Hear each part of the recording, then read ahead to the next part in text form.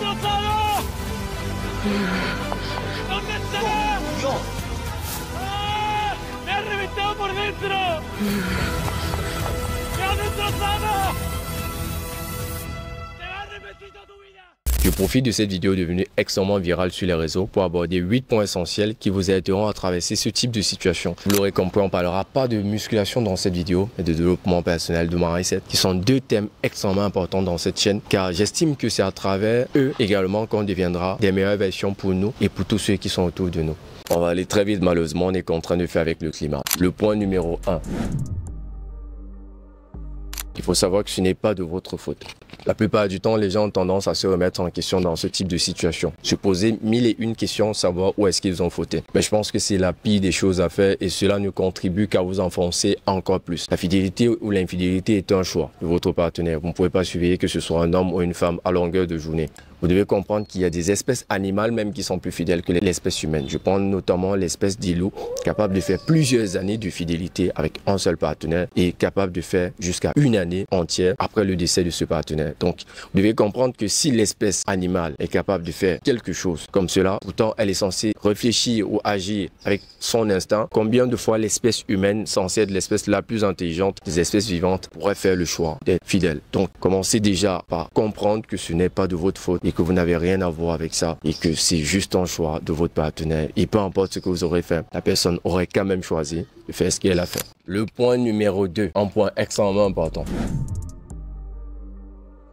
Vous devez comprendre que vous n'êtes pas seul. Dans ce type de situation, vous avez tendance à vous renfermer, ce qui pourrait vous pousser dans un état de dépression. Ce n'est pas la chose à faire. Parlez autour de vous, parlez à vos amis, parlez à votre famille, parlez à des personnes de confiance, à des thérapeutes, à des spécialistes, bref, parlez à quelqu'un. Le fait de parler à quelqu'un vous fera déjà comprendre que vous n'êtes pas seul et pourra vous apporter une certaine amélioration. Il y a beaucoup de personnes qui subissent ça au quotidien, qui se taisent et qui souffrent en silence. Et je pense que c'est la pire des façons de se sortir de ce type de situation. Le fait de parler vous aidera à vous libérer, mais surtout à comprendre que c'est un fait de société, c'est un fait qui arrive à tout le monde. Ce n'est pas parce que vous avez une faiblesse particulière que vous vous êtes retrouvé dans cet état, mais c'est juste parce que votre partenaire aura choisi d'être infidèle. Le point numéro 3. Quand vous vous retrouvez dans ce type de situation, vous devez prendre le temps de guérir. La plupart du temps, les gens pratiquent ce qu'on appelle du monkey branching. C'est un phénomène qui consiste à lâcher une branche et attraper une autre. C'est généralement pratiqué par des singes. Les êtres humains pratiquent cela très souvent dans les relations et ce qui pourrait être très dangereux. Vous avez des personnes qui sortent d'une relation avec des blessures et qui n'arrivent pas à cicatriser et qui se mettent déjà dans une autre relation. Très souvent, la nouvelle personne est celle-là qui sera victime de tous vos déboires, victime de vos craintes, victime de vos traumas. Et généralement, ce type de situation n'ira pas très loin. Ça sera juste ce qu'on appelle une relation pansement. Alors, je vous recommande déjà de prendre du temps pour vous, de guérir. Faites du sport, faites des activités qui vous plaisent, sortez avec des amis, amusez-vous, restez en harmonie avec vous-même. Ce processus de guérison vous permettra d'être une meilleure version de vous-même, une meilleure version pour les personnes qui viendront ensuite dans votre vie. Ça vous permettra d'établir des relations saines à l'avenir et des relations basées sur les bonnes raisons, pas des relations pansement dans lesquelles très souvent vous avez tendance à avoir recours pour pouvoir éviter de souffrir de la précédente. Le point numéro 4. Vous devez apprendre de vos erreurs. S'il est extrêmement important de vous dire que ce n'est pas de votre faute, il est également très important d'apprendre des erreurs que vous avez pu commettre. Apprendre de ces erreurs, c'est gagner en maturité, gagner en expérience, car l'expérience acquiert dans l'échec beaucoup plus que dans la victoire. Apprendre de vos erreurs, c'est vous remettre en question, vous-même, pour vous, afin de devenir une meilleure version de vous-même. Apprendre de vos erreurs, c'est éviter de commettre les mêmes actions en attendant des résultats différents, ce qui s'assimile à de la folie ou à de la stupidité. Apprendre de vos erreurs, c'est s'améliorer. Apprendre de vos erreurs, c'est réagir différemment par rapport à certaines situations que vous avez pu avoir pendant la relation, que vous n'avez pas remarqué ou plutôt que vous avez mal géré et dont vous pourrez faire mieux la prochaine fois. Sans doute l'un des points les plus importants de cette vidéo, vous devez faire confiance à votre intuition. Vous savez, si le Créateur a mis en chacun d'entre nous une intuition, c'est pour une bonne raison. La plupart du temps, vous négligez votre intuition et vous vous retrouvez en train de regretter à la fin. Et vous vous dites, j'aurais pu, j'aurais su, j'aurais dû. Pourtant, votre intuition vous avait déjà dit quelque chose que vous n'aviez pas encore compris. Je ne vous demande pas ici d'aller réagir en fonction de votre intuition, non. Je ne vous demande pas de la négliger non plus. Je vous demande de faire de votre intuition une arme extrêmement efficace dans votre prise de décision. intuition. Une intuition, si elle est là, c'est pour une bonne raison. Une intuition, ça mérite d'être approfondie. Quand vous avez une intuition par rapport à un sujet, approfondissez-la. Prenez le temps d'en savoir plus. À la fin, vous saurez si vous aviez raison ou tort. Ce n'est pas mauvais d'avoir une mauvaise intuition et de se tromper, mais c'est extrêmement mauvais quand on a une bonne intuition qu'on n'a pas su exploiter. Ne loupez pas le coach.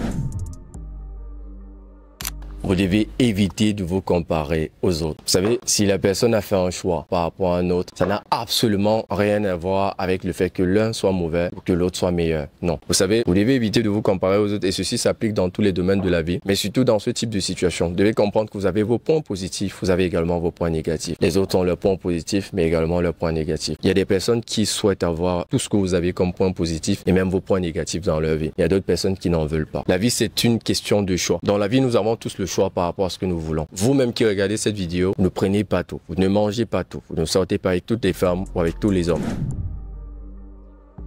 Dites-vous que ça va passer. La plupart du temps, vous avez tendance à croire que lorsque vous êtes dans une zone sombre, vous êtes dans une période où vous ne voulez pas manger, vous ne voulez pas boire, vous ne voyez personne, pensez que ça sera éternel. Et très souvent, vous enfoncez encore plus. Tombez dans la dépression, vous pouvez même en devenir malade. Vous devez comprendre que ça va passer. La vie est une courbe. La vie, c'est une courbe. Vous pouvez être au-dessus aujourd'hui et être en dessous demain. Vous devez apprendre à savourer vos victoires, mais également à encaisser et à assumer vos défaites. C'est comme ça qu'on grandit dans la vie.